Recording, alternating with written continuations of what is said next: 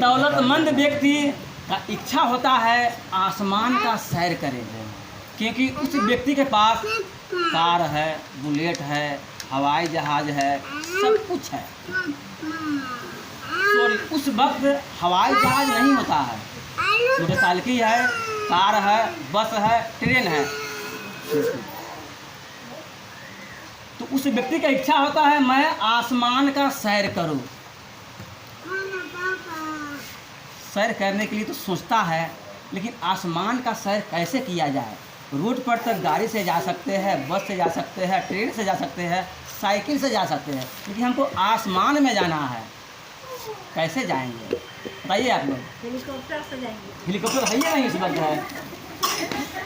तो वह दौलतमंद व्यक्ति सोचता है क्या, हमें तो सारा चीज़ उपलब्ध है, हमें तो धरती पर घूमने के लिए परिपूर्ण चीज़ मौजूद है, घोड़ा है, गाड़ी है, ट्रक है, बस है, लेकिन आसमान में घूमने के लिए हमें कोई चीज़ नहीं है, मैं कैसे घूमूं आसमान में?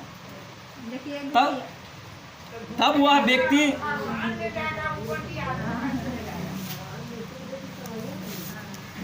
वह दौलतमंद व्यक्ति जब कोई उसका समझदारी नहीं मिलता है कि मैं आसमान का सैर कैसे करूं, तो वह एक युजन योगी गुरु के पास पहुंचता है।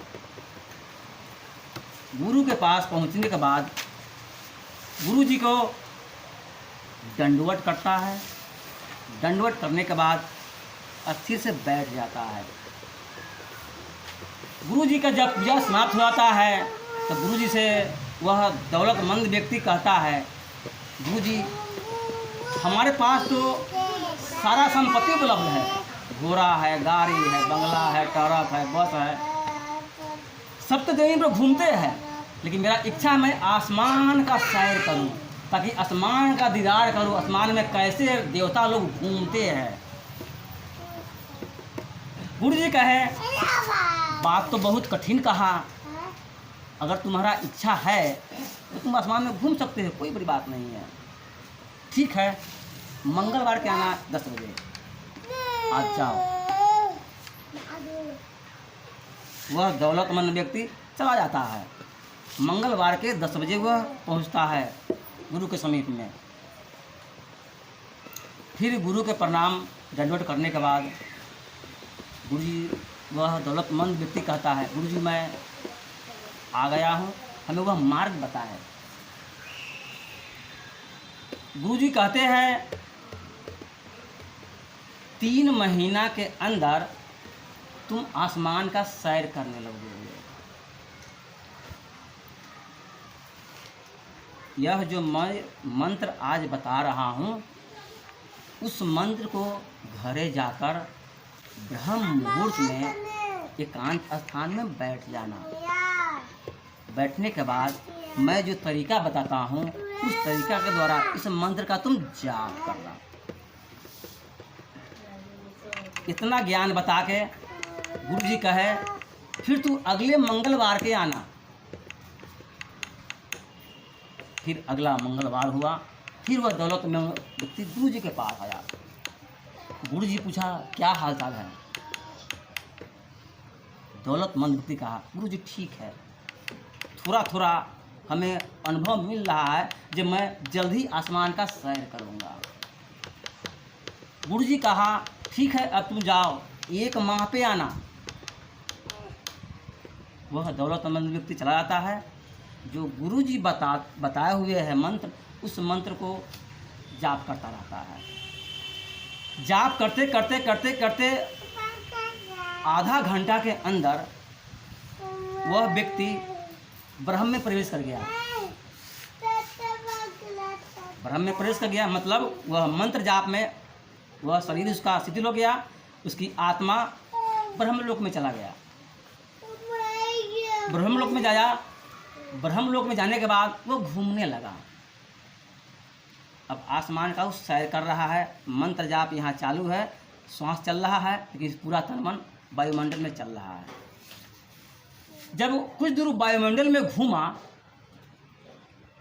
तब उसको इच्छा हुआ कि क्यों ना भगवान शिव का आरती कर ले। उस व्यक्ति को ख्याल आया वायुमंडल में घूम रहा है, मतलब प्राण उसका वायुमंडल में है, धर नीचे है। उसकी इच्छा हुआ कि क्यों ना हम भगवान शिव का आरती कर ले। आरती जब करने की प्रक्रिया शुरू किया तो उसी मंत्र जाप उसका चालू है और वह ब्रह्मलिंग में सोया हुआ है, ब्रह्म में प्रेरित घूम रहा है, पूरे आसमान में घूम रहा है। तो वह आरती शुरू कर दिया। कर्पूर गौरं करुणावतारं संसार सारं भुजगेन्द्रहारं। करुणा कर्पूर गौरं करुणावतारं संसार सारं भुजगेन्द्रहारं।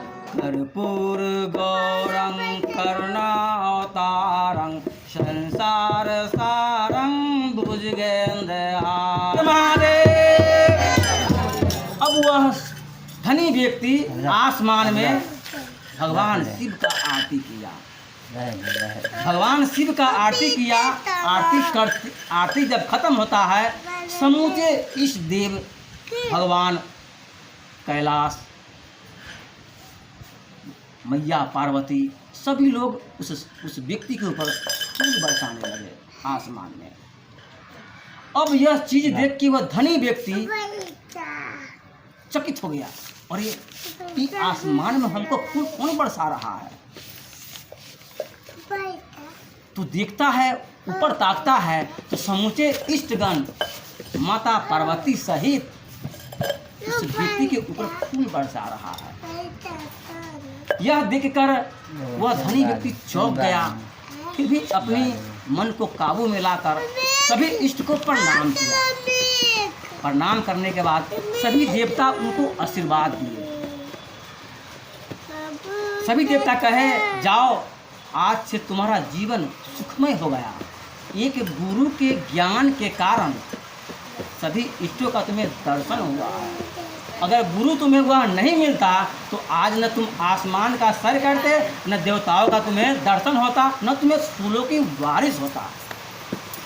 अब उस धनी व्यक्ति का ध्यान समाप्त होता है, ध्यान टूटता है, तो वहाँ को दृश्य देखकर, उस वायुमंडल का दृश्य देखकर वह व्यक्ति दौड़ा जाता है गुरु जी के पास में। गुरु जी कहता है, सबसे पहले तो गुरु जी को दंडवत करता है और हताशता पुराता हलकता रहता सब ले जाओ उसका।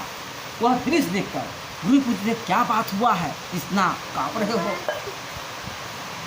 तब वह धनी व्यक्ति कहता है गुरु जी के, गुरु जी आप कहे थे 3 महीने के अंदर तुम्हें वायुमंडल का सैर करवाएंगे। आप जो बताए थे मंत्र, उस मंत्र के जाप हम 1 महीना मात्र किए हैं, तो मैं ब्रह्मांड में चला गया और आसमान का सैर करने लगा। जब मैं आसमान का सैर करने लगा तो हमें इच्छा हुआ भगवान शिव का आरती गाए। जब आरती हमने गाए तो समूचे इष्ट देव हमें फूल बरसाने लगे। गुरुजी, आपकी कृपा से आप कहे थे 3 महीना में तुम्हें ब्रह्मांड का दर्शन होगा, वायुमंडल में प्रवेश करोगे, अंतरिक्ष में घूमोगे, लेकिन आपकी कृपा से मैं 1 महीना में ही अंतरिक्ष का भ्रमण किया हूँ और सारे इष्ट देव का दर्शन किया हूँ। गुरुजी, आपका ज्ञान पाकर मैं धन्य हो गया।